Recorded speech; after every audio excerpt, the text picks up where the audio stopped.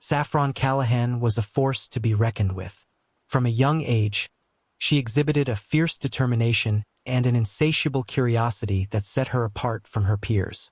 Born to Liam and Fiona Callahan, Saffron's early years were marked by instability. Her father's struggle with alcoholism and her mother's subsequent depression created a tumultuous home environment. Despite these challenges, or perhaps because of them, Saffron developed a resilience and drive that would shape her future. At school, Saffron excelled academically and socially. She was editor of the school newspaper, captain of the debate team, and a straight-A student. Her teachers often remarked on her ability to see through facades and uncover hidden truths, a skill that would later draw her to journalism. When her parents divorced during her sophomore year of college, Saffron found herself at a crossroads. Unwilling to choose between her parents and needing a stable environment to continue her studies, she accepted her Uncle Everett and Aunt Constance's offer to live with them. Moving into the Callahan family home was a turning point for Saffron. For the first time, she experienced the stability and support she had always craved. Everett, in particular, took an interest in nurturing her talents, often engaging her in discussions about politics, business, and current events. Everett Callahan was the epitome of the American dream. At 45, he had built a real estate empire from the ground up, transforming it into one of the most successful firms in the Northeast. His magnetic personality and sharp business acumen had earned him both admirers and enemies in equal measure. Standing tall with salt and pepper hair, Everett cut an imposing figure. He had a way of commanding any room he entered, his charm and wit drawing people in like moths to a flame. Everett's childhood had been markedly different from his current life of luxury. Growing up in a working-class family, he had learned the value of hard work and ambition from an early age. His father, a construction worker, and his mother, a waitress, had instilled in him a drive to succeed that bordered on obsession. After putting himself through college and business school, Everett had thrown himself into the world of real estate. His ability to spot potential where others saw only dilapidation had quickly set him apart from his peers. Within a decade, he had transformed the company from a small local firm into a regional powerhouse.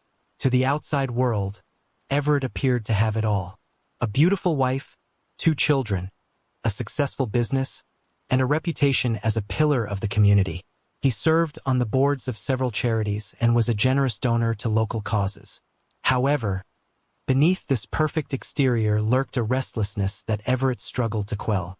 Despite his outward success, Everett battled with a persistent feeling of emptiness. The thrill of closing deals and amassing wealth had begun to wane, leaving him searching for new sources of excitement. Everett's relationship with his niece, Saffron, added another layer of complexity to his life. He saw in her a kindred spirit, someone who shared his drive and ambition. As she grew older, he found himself drawn to her in ways that both excited and disturbed him.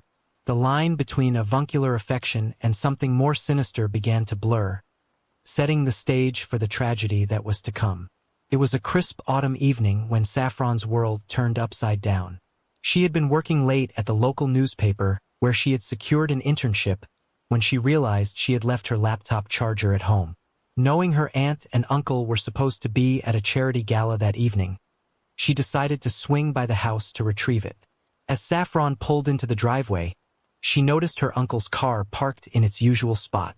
Thinking he must have decided to skip the gala, she entered the house quietly, not wanting to disturb him if he was working in his study.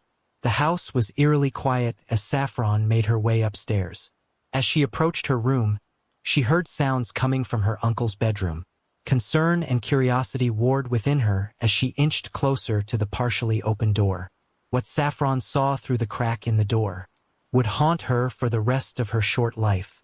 There was her Uncle Everett, locked in a passionate embrace with a woman who was decidedly not her Aunt Constance. Saffron's mind reeled as she tried to process what she was witnessing. The uncle she had idolized, the man she had seen as a paragon of virtue and success, was nothing but a common cheater. Backing away from the door, Saffron's foot caught on a loose floorboard, causing a loud creak. Her heart stopped as she heard the sudden silence from the bedroom. Without thinking, She dashed down the stairs and out of the house, barely remembering to close the front door behind her. Once in her car, Saffron sat trembling, her mind a whirlwind of conflicting emotions. Shock, anger, and a strange sense of betrayal fought for dominance. She had always thought of her uncle as invincible. Above the petty weaknesses of ordinary men, to see him engaged in such a tawdry affair shattered the pedestal she had placed him on. In the days that followed, Saffron found herself obsessively analyzing every interaction she had ever had with her uncle. She began to see hidden meanings in casual touches, to reinterpret compliments and gestures of affection through a new, unsettling lens. The knowledge of Everett's affair became a poisonous secret, eating away at Saffron from the inside. She found herself unable to meet her uncle's eyes at the dinner table, flinching away from his usual affectionate pat on the shoulder. Her aunt noticed the change in Saffron's behavior, but attributed it to stress from her internship and upcoming job search. Little did anyone know that this discovery would set in motion a chain of events that would end in tragedy.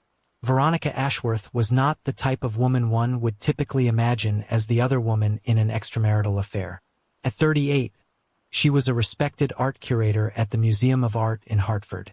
Her professional demeanor and sophisticated taste made her a favorite among the city's elite, who often sought her advice on building their private collections. With her sharp features and penchant for minimalist designer clothing, Veronica cut a striking figure. She was intelligent, cultured, and fiercely independent, qualities that had initially drawn Everett to her. Their paths had first crossed at a museum fundraiser 2 years prior. Everett had been immediately captivated by Veronica's wit and her refreshingly direct manner. For her part, Veronica had found in Everett a man who could keep up with her intellectually, something she had found lacking in many of her previous relationships. What had begun as a meeting of minds soon evolved into a physical relationship. They would meet in upscale hotels during business trips or steal moments together when Everett claimed to be working late.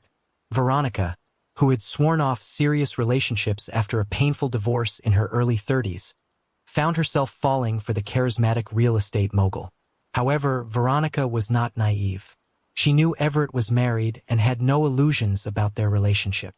She told herself that she was satisfied with the stolen moments and passionate encounters, that she didn't need or want the complications of a full-time relationship.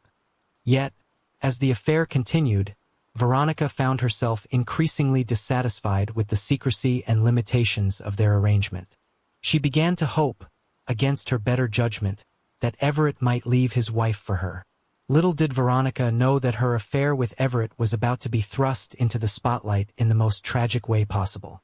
The discovery of their relationship would set off a chain reaction that would end in murder, forever altering the lives of everyone involved. In the weeks following her discovery of Everett's affair, Saffron found herself spiraling into a dark obsession. Her once bright future seemed to dim as she became consumed with thoughts of her uncle and the mysterious other woman. Saffron's work at the newspaper began to suffer. As she spent countless hours scouring social media and local event photos trying to identify the woman she had glimpsed in Everett's bedroom, her search became all-consuming, causing her to neglect her responsibilities and withdraw from her friends and family as she delved deeper into her investigation. Saffron began to experience a disturbing shift in her emotions. The initial shock and disgust at her uncle's infidelity gradually gave way to a complex mix of jealousy and desire. She found herself imagining what it would be like to be the object of Everett's illicit affections, to be the one he risked everything for. These thoughts both thrilled and horrified Saffron. She knew they were wrong, that the very idea of being attracted to her uncle was taboo. Yet she couldn't shake the growing fixation.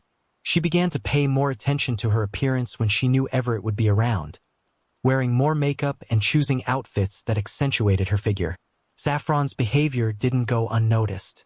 Her Aunt Constance expressed concern over her niece's sudden mood swings and distracted demeanor. Everett, too, seemed to sense the change in Saffron, often catching her staring at him with an unreadable expression. One evening, as Saffron was helping Constance prepare dinner, she overheard a phone conversation between Everett and someone he called V. The intimate tone of his voice left no doubt in Saffron's mind that this was the other woman. Hearing the affection in her uncle's voice as he spoke to his lover ignited a fierce jealousy in Saffron that she could barely contain. That night, alone in her room, Saffron made a decision. She would expose Everett's affair, but not out of any sense of moral duty or concern for her aunt. Though Saffron's motivations were far more selfish and twisted, she convinced herself that by revealing the affair, she would be removing the other woman from the equation, leaving her free to pursue her own relationship with Everett. In her increasingly delusional state, Saffron began to reinterpret every interaction she'd ever had with her uncle. The proud smile he'd given her at her high school graduation, the long conversations they'd had about her future, the comforting hug he'd offered when she was upset, all of these took on new, inappropriate meanings in Saffron's mind. As she formulated her plan to confront Everett, Saffron's guilt and shame were overwhelmed by a toxic mix of desire and a misguided sense of entitlement. She had convinced herself that she understood Everett in a way no one else did, that they shared a special connection that transcended their familial relationship. Little did Saffron know that her descent into obsession was leading her down a path from which there would be no return. The once promising young journalist was now on a collision course with tragedy, driven by desires she barely understood and a jealousy that would ultimately prove fatal. On a rainy Tuesday evening, Saffron decided it was time to put her plan into action. Saffron found Everett in his study, poring over some blueprints for a new development. She knocked on the open door, her heart pounding so loudly Everett looked up, his face breaking into a warm smile that made Saffron's knees weak. "Everett, is it all right if I talk to you about something?" Saffron's voice quavered slightly as she spoke. Noticing her serious tone, Everett's expression shifted to one of concern. "Of course, what's on your mind?" Saffron closed the door behind her and took a deep breath. "I know about your affair, Uncle Everett." The color drained from Everett's face as he stared at his niece in shock. "I saw you that night you were supposed to be at the gala. I came home and saw you with her." She paused, gathering her courage for what she was about to say next. "And I want you to know that it's okay. I understand." Everett's shock turned to confusion. "This isn't something you should be involved in. It's complicated, and it's not what you think." Taking a step closer to her uncle, Saffron's voice dropped to a near whisper. "I think it's exactly what I think. You're not happy with Aunt Constance. You need someone who truly understands you, someone who can match your passion and ambition."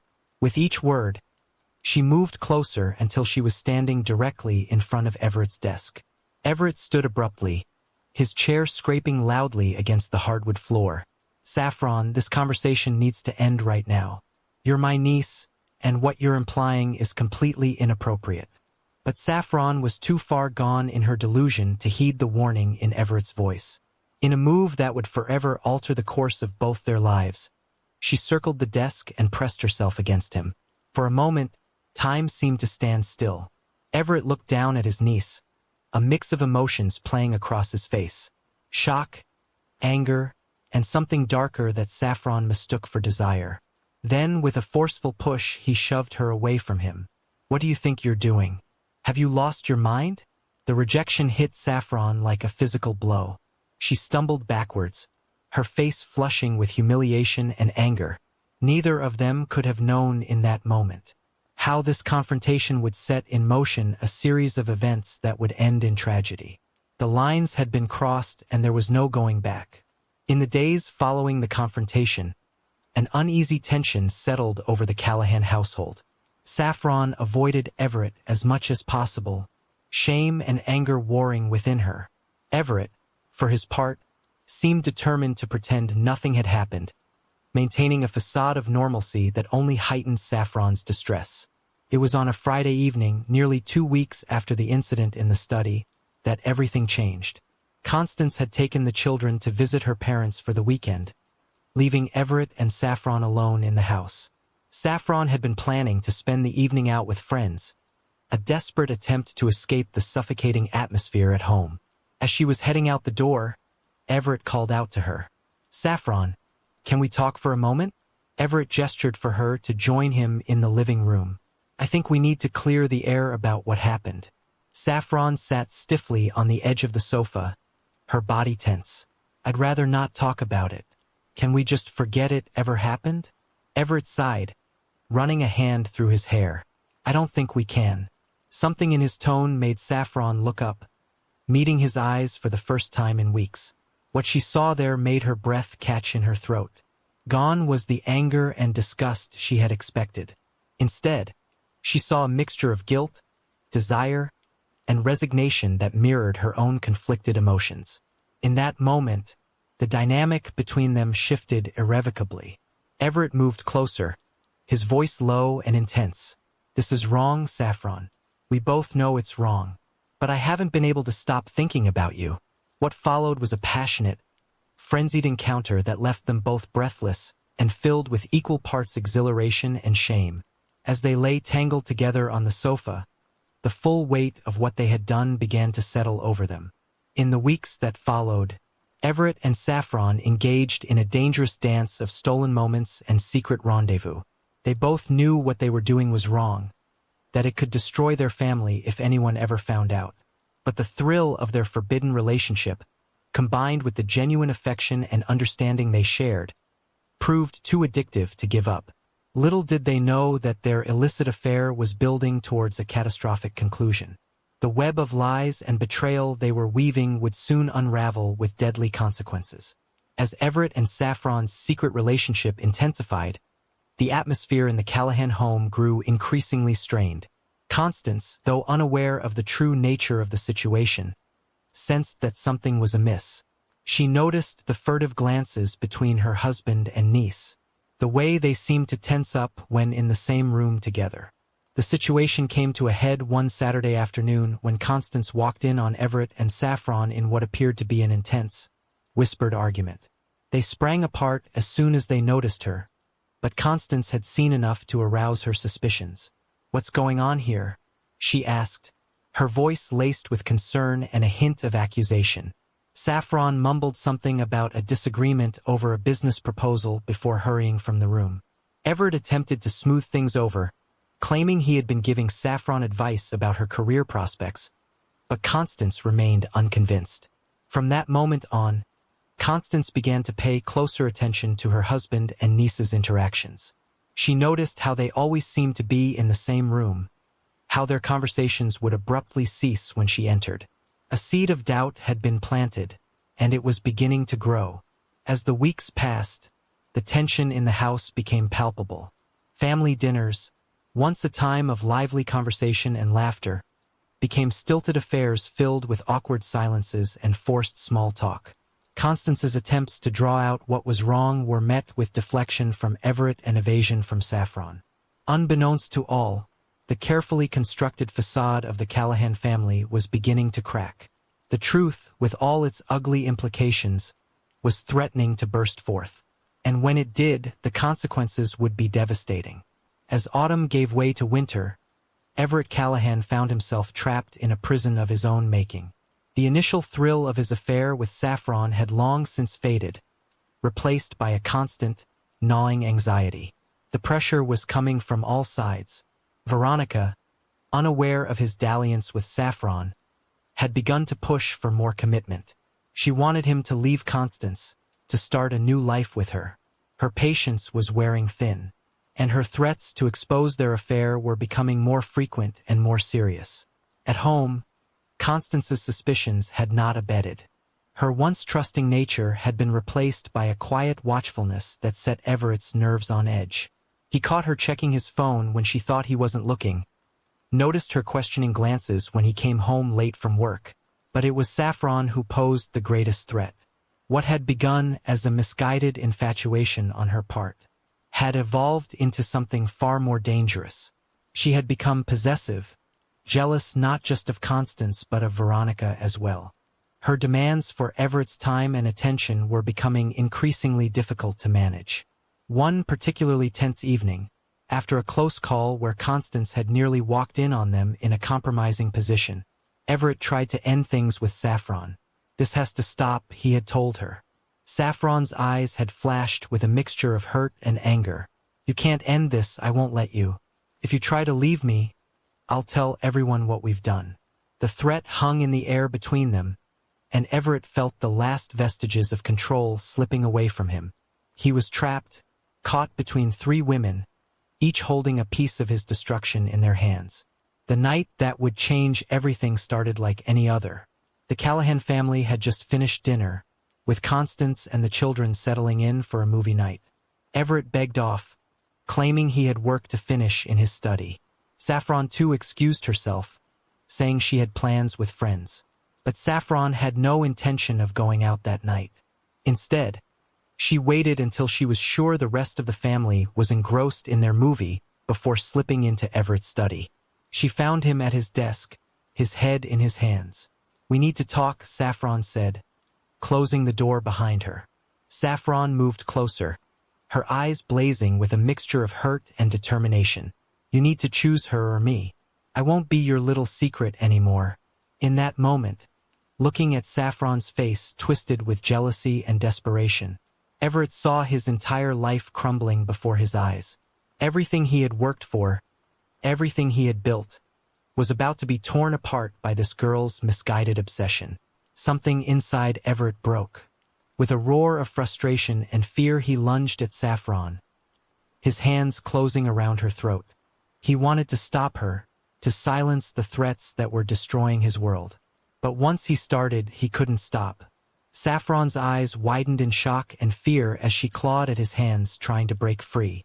But Everett was stronger, his grip fueled by panic and adrenaline. It was over in minutes.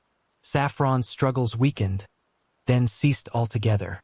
When Everett finally came to his senses and released his grip, she crumpled to the floor, lifeless. The discovery of Saffron's body sent shockwaves through the Callahan household and the wider community. It was Constance who found her, alerted by the unusual silence from Everett's study. Her scream of horror brought the children running, and within minutes the house was swarming with police and paramedics. Everett, in a state of shock, had been found sitting in his chair staring blankly at Saffron's body. He offered no resistance as the police led him away, his silence interpreted as stunned grief by the officers on the scene.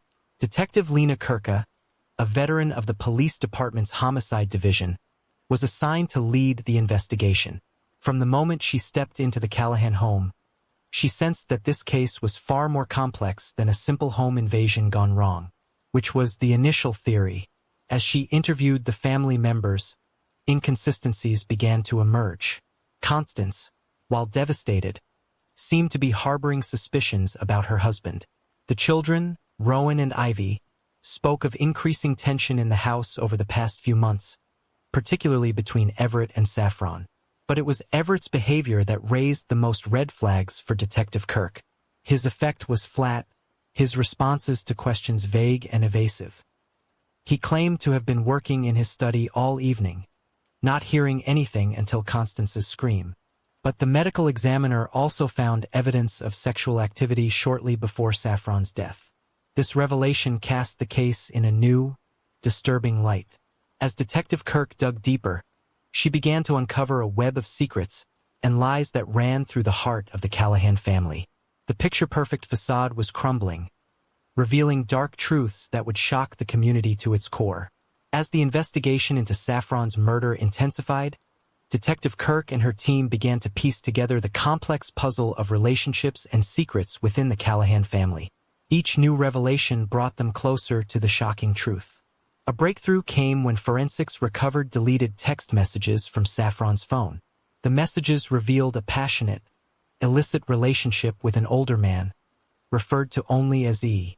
The content of the messages left little doubt that E was Everett Callahan. Armed with this information, Detective Kirk brought Everett in for another round of questioning. Faced with the evidence, Everett's carefully constructed alibi began to crumble.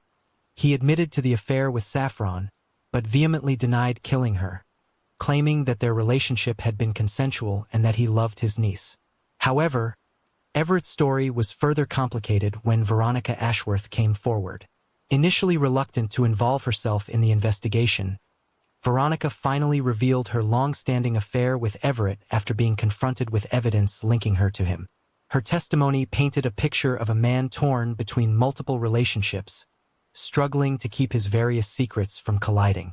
Meanwhile, A more thorough search of the Callahan home uncovered a journal hidden in Saffron's room. The entries detailed her growing obsession with her uncle, her discovery of his affair with Veronica, and her plan to confront him on the night of her death. The final entry, dated the day she died, contained a chilling line. "Tonight everything changes, he'll have to choose her or me." This evidence, combined with the forensic analysis of the crime scene, began to paint a clear picture of what had transpired on that fatal night.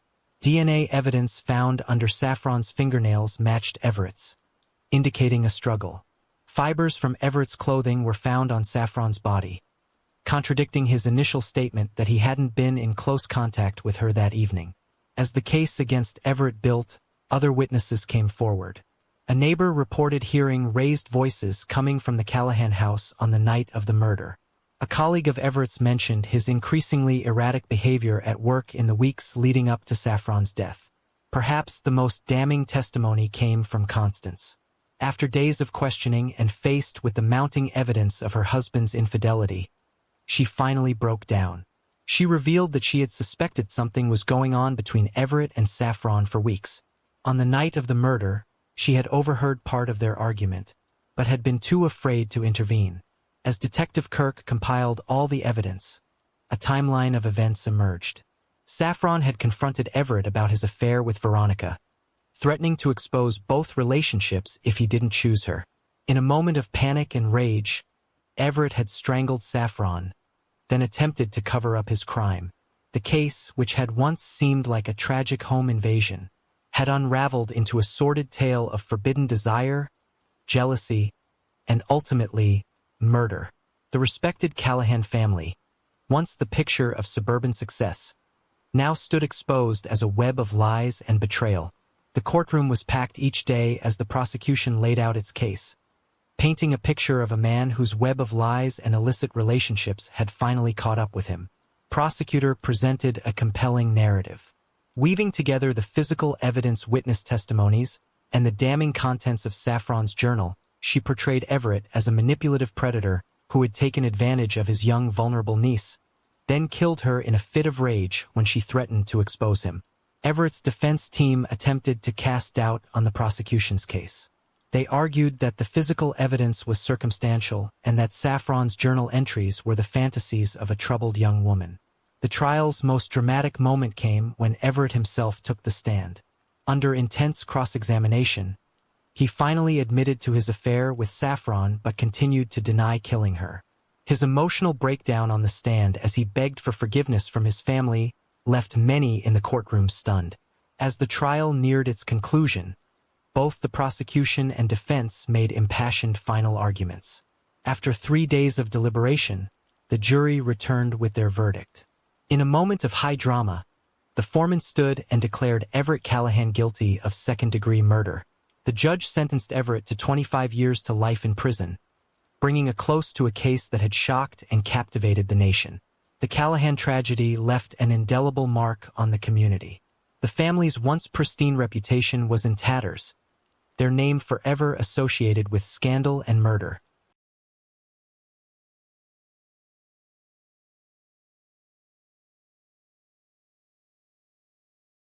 Remington Harlow, a successful software engineer, and his wife Cordelia, a talented interior designer, were the picture of marital bliss to their friends and neighbors.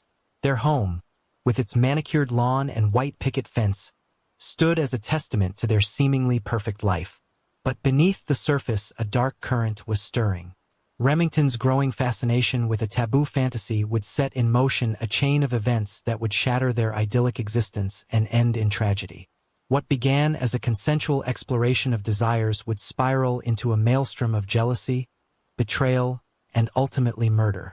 Remington Harlow was born in 1985 to a middle-class family in Eugene. From an early age, he displayed a keen intellect and a fascination with computers. His parents, both educators, nurtured his interests, and by the time he entered high school, Remington was already coding his own programs. Despite his academic prowess, he struggled socially, often feeling awkward and out of place among his peers. Cordelia Astor, born in 1987, grew up in a wealthy family in Seattle, Washington, the youngest of 3 children. She was vivacious and creative from the start. Her parents, successful real estate developers, provided her with every opportunity, including art classes and interior design courses. Their paths crossed in 2005 at Reed College in Portland. Remington, a junior computer science major, literally bumped into Cordelia, a freshman art student in the campus library. He was immediately smitten by her radiant smile and effortless charm. Cordelia, in turn, found herself drawn to Remington's quiet intensity and brilliant mind.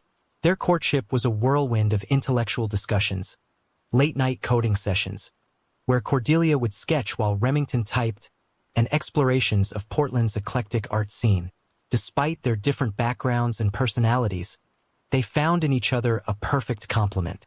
They married in 2009, shortly after Cordelia's graduation.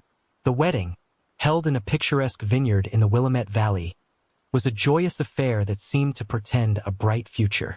Remington had already secured a high-paying job at a tech startup in Portland, while Cordelia began to make a name for herself in the city's competitive interior design market. For the first few years of their marriage, life seemed perfect. They bought their dream home in Oak Ridge, traveled the world, and built a wide circle of friends. Remington's career soared as he climbed the corporate ladder, eventually becoming a senior engineer at a tech firm.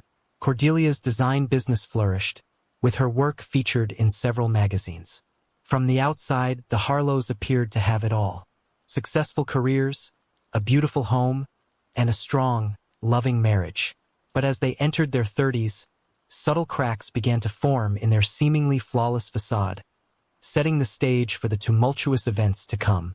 As the Harlows approached their 10th wedding anniversary, a restlessness began to creep into their relationship. The passion that had once burned so brightly had dimmed to a comfortable but sometimes monotonous glow. Remington, always introspective, found himself increasingly drawn to online forums and discussions about alternative sexual lifestyles. It started innocently enough, a curiosity about what other couples did to spice up their love lives. But as Remington delved deeper into these virtual communities, he became particularly fascinated by the concept of cuckolding. The idea of watching his wife with another man, of being a voyeur to her pleasure, awakened something within him. At first, Remington kept these thoughts to himself, ashamed and confused by the intensity of his desires. He would stay up late, ostensibly working, but in reality he was consuming every piece of cuckold-related content he could find. Cordelia, perceptive as ever, sensed the change in her husband. She noticed his distraction, the way his eyes would sometimes glaze over during their conversations, the increased frequency of his late nights at the computer. Concerned, she gently probed, asking if everything was all right if work was becoming too stressful. Finally, after weeks of internal struggle, Remington decided to broach the subject with Cordelia. One evening over a bottle of wine, he haltingly confessed his newfound interest.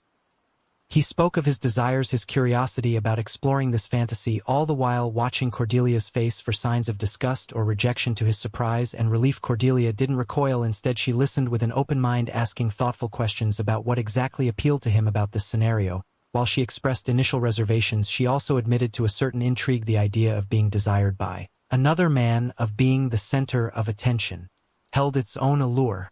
This conversation marked a turning point in their marriage. What had been a private fantasy for Remington was now out in the open, a possibility to be explored together.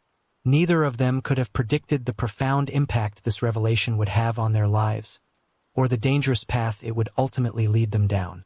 The Harlows' foray into the world of cuckolding began cautiously.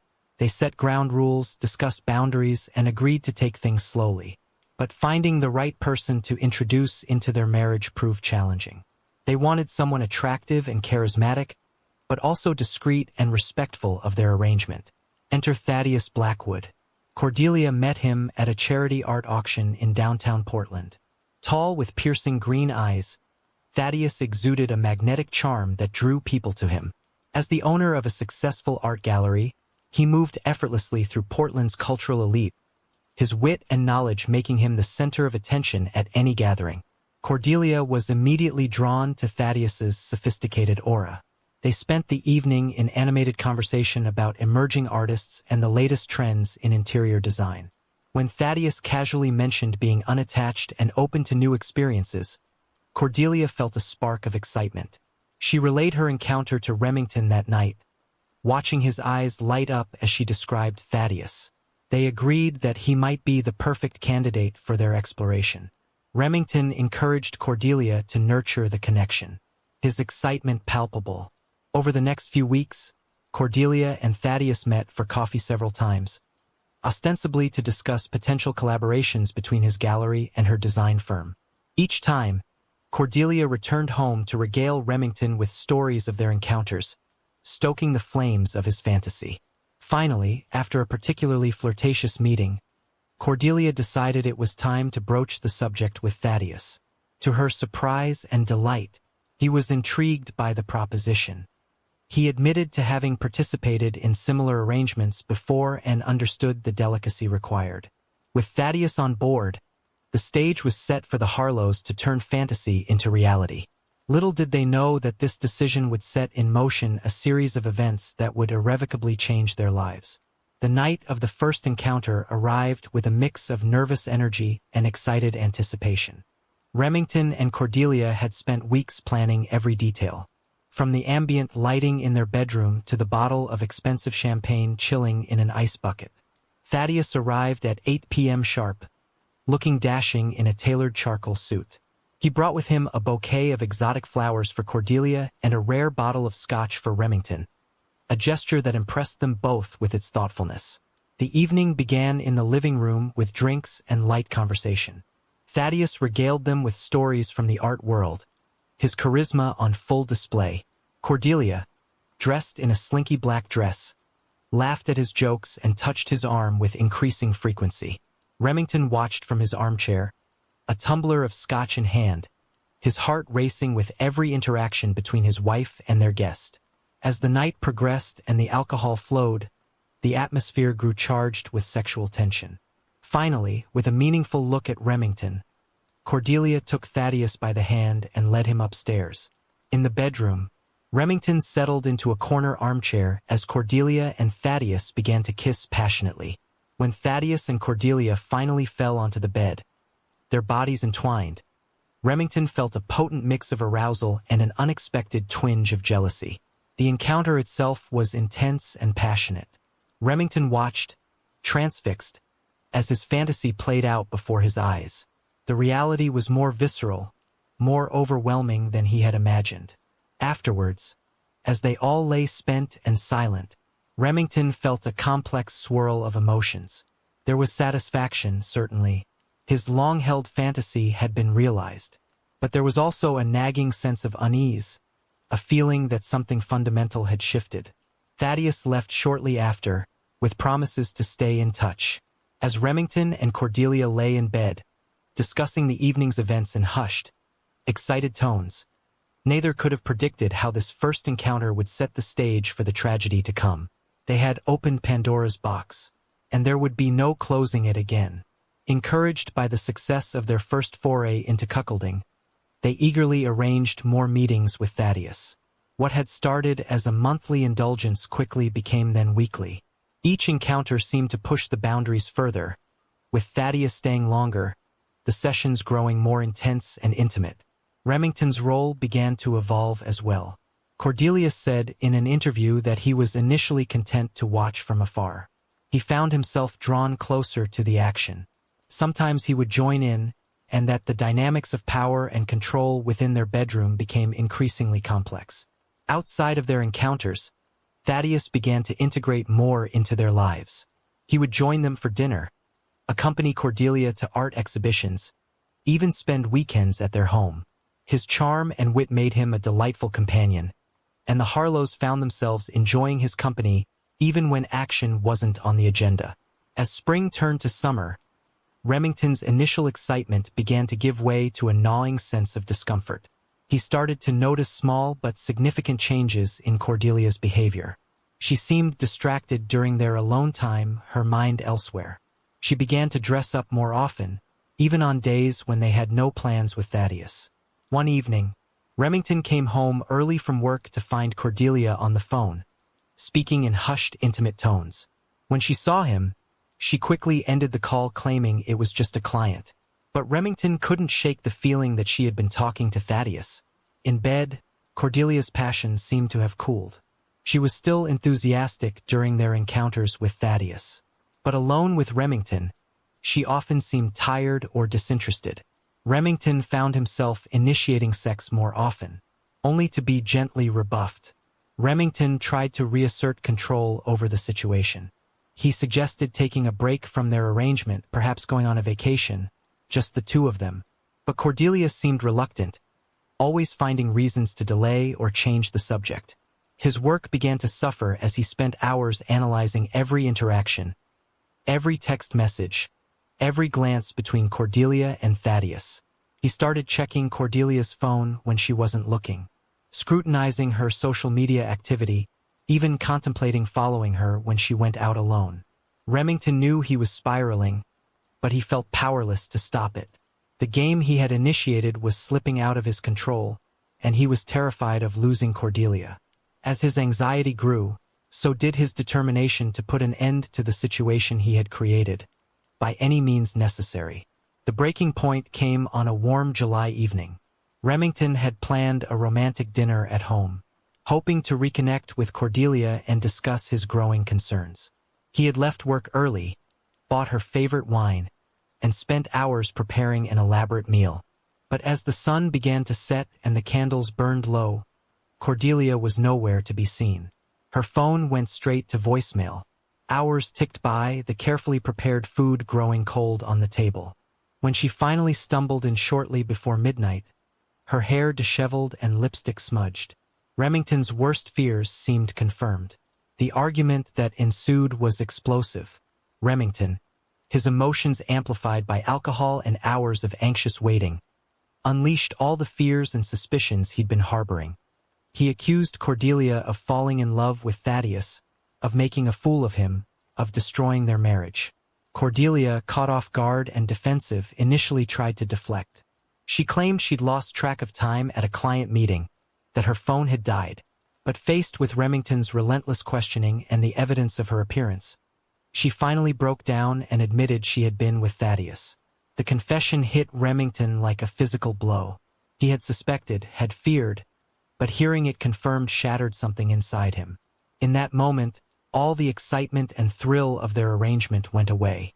Cordelia, tears streaming down her face, tried to explain. She loved Remington, she insisted, but Thaddeus made her feel alive in a way she hadn't in years. She was confused, torn between her loyalty to her husband and her deepening emotions for Thaddeus. Remington, his voice low and dangerous, demanded that she end things with Thaddeus immediately. Cordelia, her own anger rising, refused. This had been Remington's idea in the first place, she argued. He couldn't dictate her feelings or control her relationships. The argument escalated, with both of them saying hurtful things they would later regret. Remington, in a moment of rage, smashed a wine glass against the wall. Cordelia, shocked by this uncharacteristic display of violence, retreated to the guest bedroom, locking the door behind her. Remington spent the night on the couch, his mind racing, unable to sleep. In the days following their confrontation, a chilling calm settled over the Harlow household. Cordelia and Remington moved around each other like ghosts, barely speaking, the tension palpable. Cordelia spent most of her time out of the house, throwing herself into her work, and Remington suspected meeting with Thaddeus. Remington, for his part, retreated into a dark place within himself. He called in sick to work, spending his days in a haze of alcohol and paranoid thoughts. He scoured Cordelia's computer and phone for evidence of her relationship with Thaddeus, meticulously documenting every text, every call, every unexplained absence. Remington began to fantasize about confronting Thaddeus, about making him pay for destroying his marriage. At first, these were just harmless daydreams, a way to vent his frustration.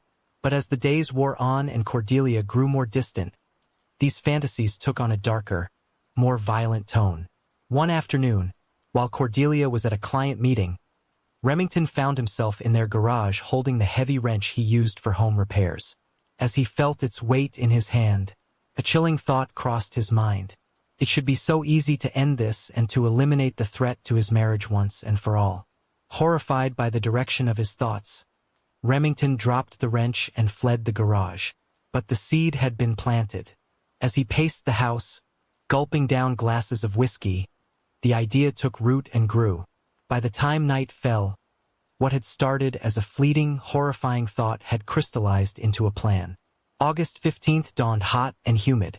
The air heavy with the promise of an approaching storm. Remington woke early, his head pounding from another night of heavy drinking, but his resolve unwavering. Today would be the day he confronted Thaddeus, the day he reclaimed control over his life and his marriage.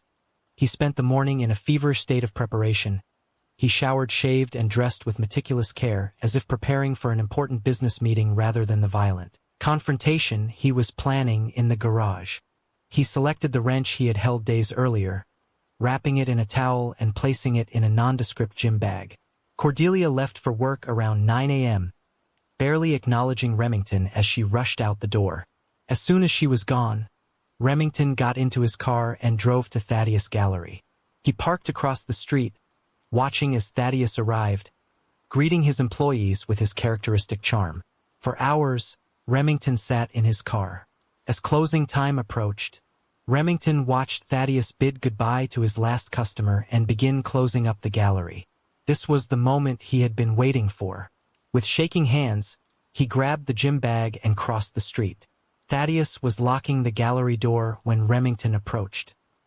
He turned, surprise flickering across his face before it settled into a wary smile. "Remington," he said, "this is unexpected. Is everything all right?" Remington felt a surge of rage at Thaddeus' casual tone, as if he hadn't been destroying Remington's life for months. Without conscious thought, he swung the gym bag, catching Thaddeus off guard and sending him stumbling back against the gallery door. What followed was a blur of violence and desperation. Remington pulled out the wrench, swinging it wildly as Thaddeus tried to defend himself. But Remington was beyond reason.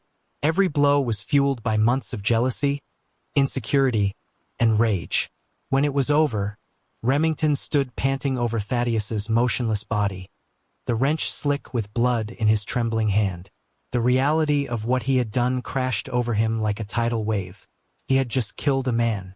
He had just destroyed his own life in a futile attempt to save it. Remington went through the motions of covering his tracks. He dragged Thaddeus' body into the alley behind the gallery, hiding it behind a dumpster. He wiped down the door handle and any surfaces he might have touched. Then, still in a state of shock, he drove home, the weight of his actions settling over him like a shroud. The storm that had been threatening all day finally broke. As Remington pulled into his driveway, the rain washing away the blood on his hands, but doing nothing to cleanse his conscience. The hours following the murder passed in a nightmarish blur for Remington. He stumbled into the house, barely making it to the bathroom before violently emptying the contents of his stomach. As the adrenaline wore off, the full impact of his actions hit him. He had killed a man. He was a murderer, operating on autopilot. Remington set about destroying evidence. He burned his clothes in the backyard fire pit, scrubbed the car clean, and took a shower. When Cordelia came home, Remington had composed himself enough to feign normalcy. He greeted her with forced cheerfulness, suggesting they order takeout and watch a movie. As they sat on the couch, the TV flickering unwatched, Remington's mind erased. He knew it was only a matter of time before Thaddeus's body was discovered. He needed an alibi, a story to tell when the inevitable questions came. He casually mentioned to Cordelia that he had spent the day at home catching up on work and doing some yard work. He even showed her a small cut on his hand, claiming he had nicked himself while pruning the rose bushes, a cut that had actually come from his struggle with Thaddeus. 2 days after the murder, the news broke. Thaddeus Blackwood, prominent art dealer and fixture of Portland's cultural scene, had been found dead behind his shop. The police were treating it as a homicide. Remington learned of the discovery while at work, overhearing colleagues discussing the shocking news. He felt the blood drain from his face, his hands shaking so badly he had to excuse himself to the restroom. The investigation moved quickly. Detective Eliana Rossi, a veteran of the Police Bureau's Homicide Division, took charge of the case. She and her team combed through Thaddeus' life, interviewing friends, family, and business associates. It didn't take long for them to uncover Thaddeus' relationship with the Harlows. Cordelia, devastated by the news of Thaddeus' death, initially tried to downplay their connection, but faced with evidence from Thaddeus' phone records and witness accounts, she eventually admitted to their affair. When the police came to interview Remington, he was prepared. He expressed shock and sadness at Thaddeus' death, acknowledging that while their arrangement had been unconventional, he had considered Thaddeus a friend. He calmly recounted his movements on the day of the murder, his story aligning perfectly with what he had told Cordelia. Detective Rossi, however, sensed something off about Remington's demeanor. His calm seemed forced, his grief a touch too performative. She made a mental note to dig deeper into his background and movements. As the investigation progressed, the police began to piece together a timeline of Thaddeus' last day. Security footage from nearby businesses showed him entering the gallery in the morning but never leaving. His last phone call had been to Cordelia, ending abruptly around closing time. The net was slowly closing around Remington. As the days turned into weeks, Cordelia's grief over Thaddeus' death deepened. She threw herself into her work, often staying late at the office, avoiding the stilted silences that now characterized her home life with Remington. At first, Remington's attentiveness in the wake of the tragedy had touched her. He seemed genuinely concerned for her well-being, always ready with a comforting word or a shoulder to cry on. But as time passed, she began to notice inconsistencies in his behavior. Cordelia found herself revisiting the events leading up to Thaddeus' death. She remembered Remington's jealousy, his desperate pleas for her to end the affair. The more she thought about it, the more a terrible suspicion began to take root in her mind. She started paying closer attention to Remington's actions, noting when he left the house, checking his browser history when he wasn't around. She even considered hiring a private investigator, but couldn't bring herself to take that final step. As her suspicions grew, so did her fear. If Remington was capable of what she was beginning to suspect, what else might he be capable of? For the first time in their marriage, Cordelia found herself afraid of her husband, unsure of the man she had promised to love. For better or worse, the breakthrough in the case came from an unexpected source. A homeless man known to frequent the alley behind Thaddeus's gallery came forward with information. He claimed to have seen a man matching Remington's description entering the alley on the night of the murder, carrying a gym bag. This new lead energized the investigation. Detective Rossi and her team began to scrutinize Remington's movements more closely. They discovered traffic camera footage that contradicted his alibi, showing his car near the gallery around the time of the murder. As the evidence mounted, Remington's behavior became increasingly erratic. He started drinking heavily, snapping at colleagues, and becoming paranoid about being followed. Cordelia, her own suspicions now seeming confirmed, began to distance herself from him, staying with a friend under the guise of needing space to grieve. The final piece of the puzzle fell into place when the police, armed with a search warrant, found small traces of blood in Remington's car that matched Thaddeus' DNA. They also discovered the murder weapon, the blood-stained wrench that Remington had hidden in the attic, unable to bring himself to dispose of it completely, on a rainy September morning. Nearly a month after Thaddeus' death, Detective Rossi arrived at the Harlow residence with a team of officers. They found Remington sitting in the living room, a half-empty bottle of whiskey beside him. As the detective read him his rights, Remington offered no resistance. In that moment, he felt an odd sense of relief. The game was over. The lies, the fear, the constant vigilance could all stop now. Remington Harlow's trial was brief but sensational. He pleaded guilty to second-degree murder. His confession a rambling account of jealousy, fantasy, and fatal obsession. He was sentenced to 25 years to life in prison. Cordelia, shattered by the revelation of her husband's actions, filed for divorce shortly after his arrest. She sold their house, unable to live with the memories it held, and moved out of state to start a new life.